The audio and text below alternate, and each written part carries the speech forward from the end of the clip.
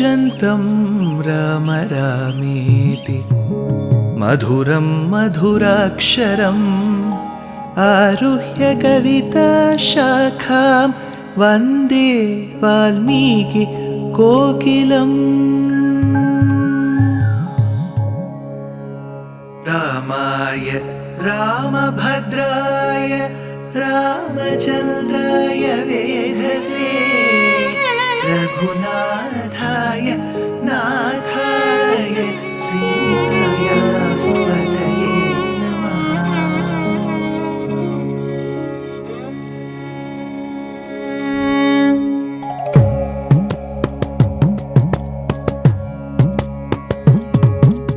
जयत्याश्रितसन्त्रास ध्वान्तविध्वंसनोदयः प्रभावान् सीतया देव्या परमव्योमभास्करः परमव्योमभास्करः।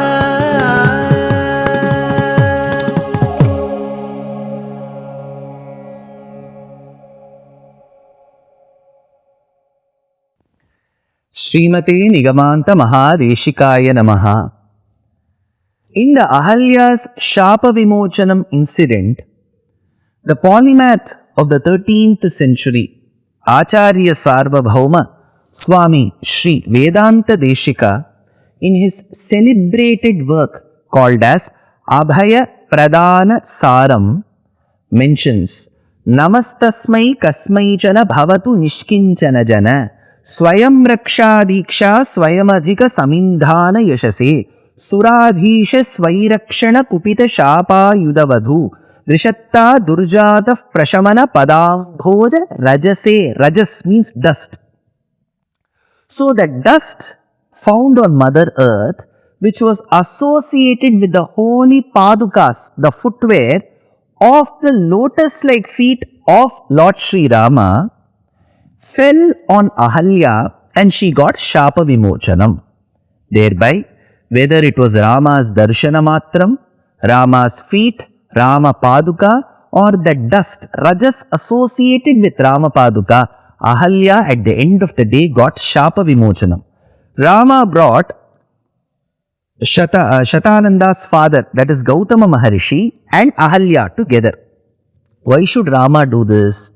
It is said by some acharyas that Rama had this habit in Srimad Ramayanam that if there is anything good, auspicious, which is going to happen to him, let us say here his marriage with Sita, Sita Rama's Kalyanam, Vivaham, Parinayam is a very important incident. It is actually one of the biggest milestones in Rama's life. One.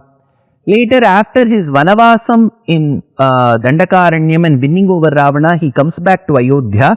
It is Rama Pattabhishekam, coronation of Rama. So whether be it Rama's marriage at the age of 12 or Rama's Pattabhishekam after his completion of the 38th year and he was beginning the 39th year, two important incidents, Vivaham and Pattabhishekam. Rama will always ensure that the same good incident, which is the event, happens to some other couple before. Let us say, before Rama and Sita came together and then married, he brought Gautama and Ahalya together. So a broken marriage was there between Gautama and Ahalya. He brought them together because before he and Sita could come together. Similarly, before he could get coronated, he does the Pattabhishekam of Sugriva. He does the Pattabhishekam of Vibhishana.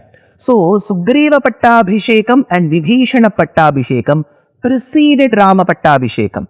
Bringing together of Gautama and Ahalya preceded the union of Rama and Sita. So Rama's habit in Srimad Ramayana was always to ensure that good, whatever happened to him, had to happen to somebody else before him, through him. So that was Rama's vow. Second, bringing of Ahalya and Gautama together after many years also brought solace to Vishwamitra. Vishwamitra was a Brahma Rishi, a very, very hard-working Brahma Rishi. But when we look at Vishwamitra's life history, he was the one who separated Harishchandra and his wife. So he was the instrumental cause for all the sufferings that Harishchandra had to undergo. we may come in support of Vishwamitra, stating that only because Vishwamitra did all this, the greatness of Harishchandra, the honesty in Harishchandra, the truth-abiding nature in Harishchandra was known to the world. True. Yes, all these incidents only brought Harishchandra's character to the world. There is no denial. But what Vishwamitra did to Harishchandra is also something that cannot be denied. So he was the one who was the main cause for separating Harishchandra and his wife. Now, he wants to do a prayaschittam for what he had done. He had separated Harishchandra and his wife. Now, by being instrumental in bringing Ahalya and Gautama together, he was happy. So, what he did was prayaschittam. What Rama did to Ahalya was anugraham. One.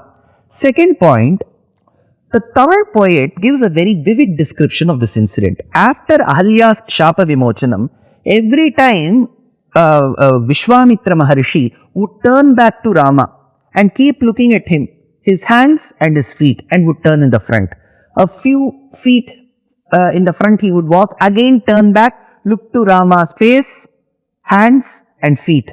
Rama thought this was very weird. Imagine you are sitting in a train compartment, there are people sitting opposite you. That person is always looking at you. You will feel so embarrassed. What is there in me for that person to keep looking at me? You may look left, right, so that you can divert that person's attention. But imagine that person keeps looking at you. Why should Vishwamitra keep looking or gaping at Rama's hands and feet?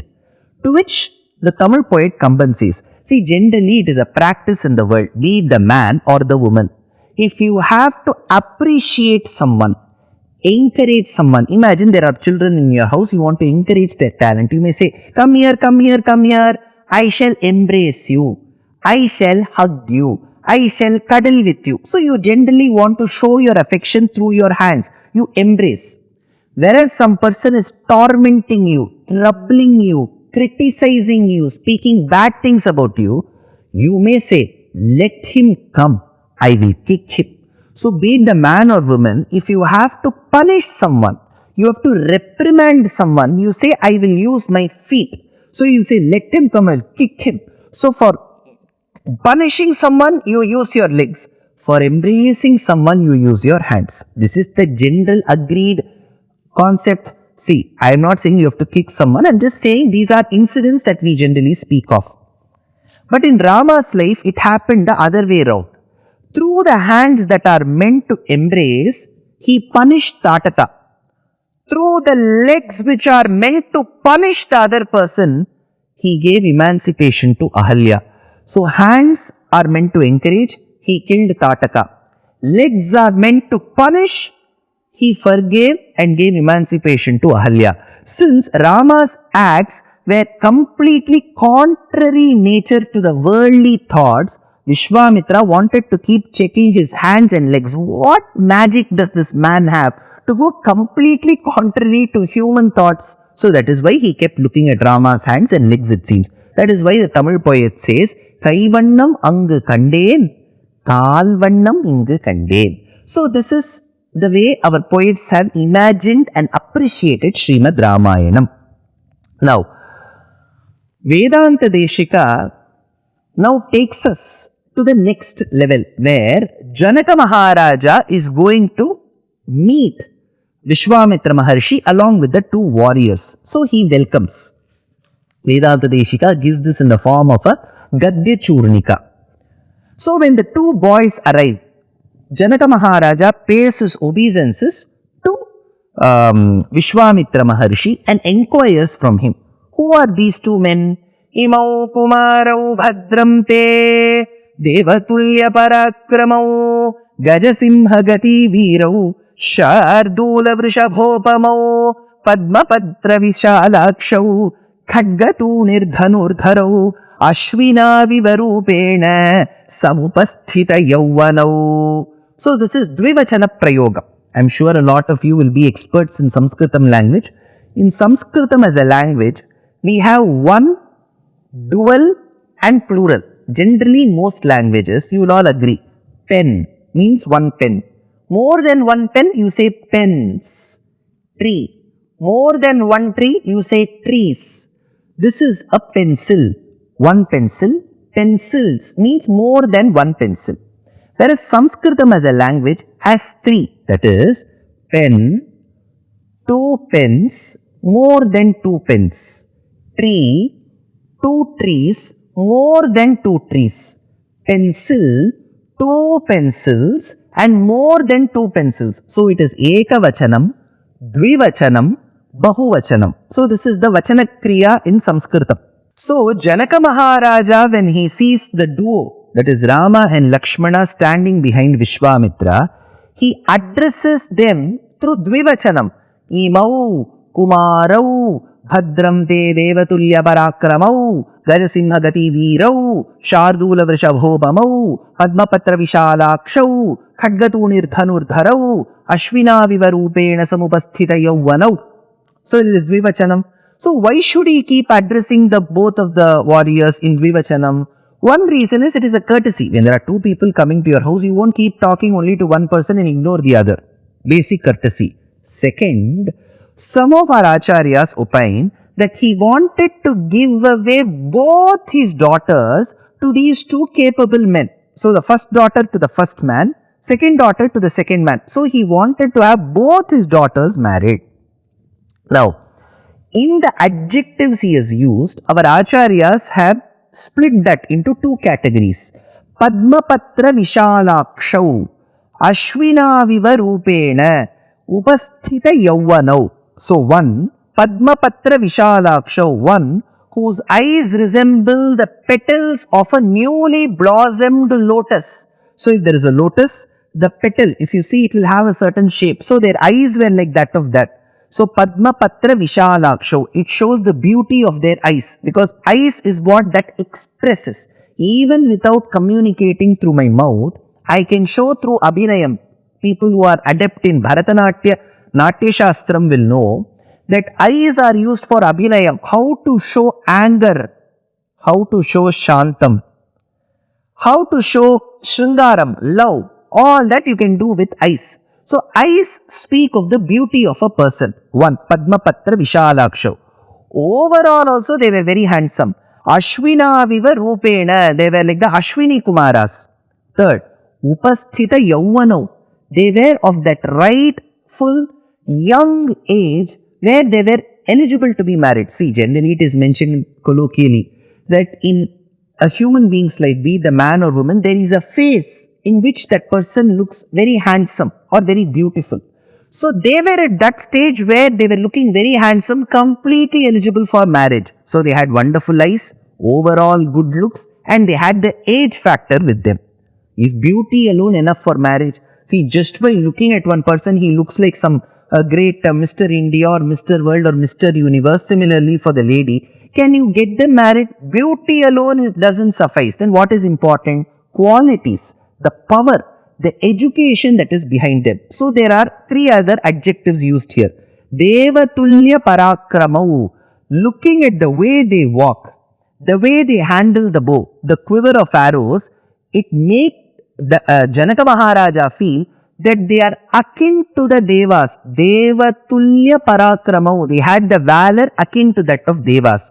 Gajatulya gati veerau, the way they walked prove how majestic they were. They had a class. So Gajatulya gati veerau, khadgatunir dhanurdharau, they were having the scabbard and the sword fitted in them. So they just not knew archery, they also knew martial arts, how to do sword fighting and so on. So they had good looks and they had the valor, the courage to fight.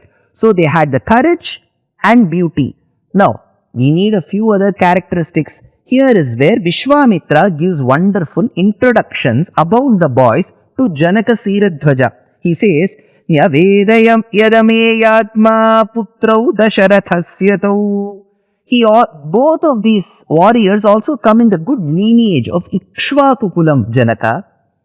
They are the sons of Dasharatha. Both these are the sons of Dasharatha, because Dasharatha was a very famous king. He was a king of Raghukulam, where kings promise and they will always keep up their promise. They are not mithya pratignaha. They are also people who come to the rescue of Devas if Asuras or Rakshasas torment them. They are that powerful. So if Dasharatha's sons they will surely imbibe the qualities, good qualities of their father. This is what he meant. Second, he says, that though they are the sons of Dasharatha, that is only namesake. They are the students of Vasishtha. Will you ever introduce the prospect son-in-law this way? Will you ever say, this is Mr. Suresh, he is the prospect son-in-law. That is his father, but he is a father only for namesake. Okay, that person is the real person who has tutored him. Will you ever introduce him, any person this way? But why should Vishwamitra, the very eloquent Maharishi, Brahma Rishi, introduce like that? Because Janaka Siradhvaja as just not the king, but the girl's father will have a worry. You are saying, Vishwamitra, that these are the sons of Dasharatha. Good. But Dasharatha also has the habit of marrying every now and then. So what if the sons also marry many ladies, have many queens, then what will happen to the status of my daughters will be the worry. That is why he says, Vishwamitra says, namesake they are the sons of Dasharatha, but they have imbibed the qualities of their teacher who has spent maximum time with them, which is Vasishtha, because Vasishtha was monogamous, which is he was married only once and his wife was Arundhati. So this is the second introduction. Third introduction, he says, Ahalya darshanam chaiva Gautamena samagamam. Just by his presence, Ahalya was given Shapa Vimochanam, and Ahalya and Gautama Maharishi have been brought together after many years of separation. He says, why? Because along with Janaka Siradhvaja was also present his Kula Guru Shatananda. Shatananda was the son of Gautama and Ahalya. So Shatananda, despite being employed in Janaka Pradesham, always had the niggling worry. My mother, I cannot see her. She has been given Shapa Vimochanam. My father has gone elsewhere. I have a broken family. I don't know when my mother and father will come together. This worry was always there in Shatananda. So besides impressing Siradhvaja, the prospect father-in-law, he should also impress upon the Kulaguru. So he said, Ahalya and Gautama have been brought together by Rama. So Shatananda was happy. He was told that they were the sons of Dasharatha and they were also brought up by Vasishtha. So Janaka's worries were taken away. By telling that they had good looks and they had the power to fight, the girls will get impressed. So the girl had to get impressed. The girl's father had to get impressed. The girl's father's Kulaguru had to get impressed. Vishwamitra wins over all these three criteria in just one shot. Then imagine what would have been the eloquence of Maharishi, Brahmarishi, Vishwamitra. Dear Astika reader, I am happy to be authoring a two-part book on the Ramayana in English. The first part is slated for release in the year 2024. The book aims to recreate and retell the Ramayana of Valmiki, conforming to the ancient commentaries and other allied literature.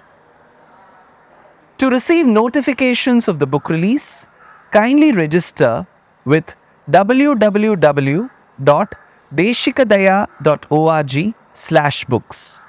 Namaskaram.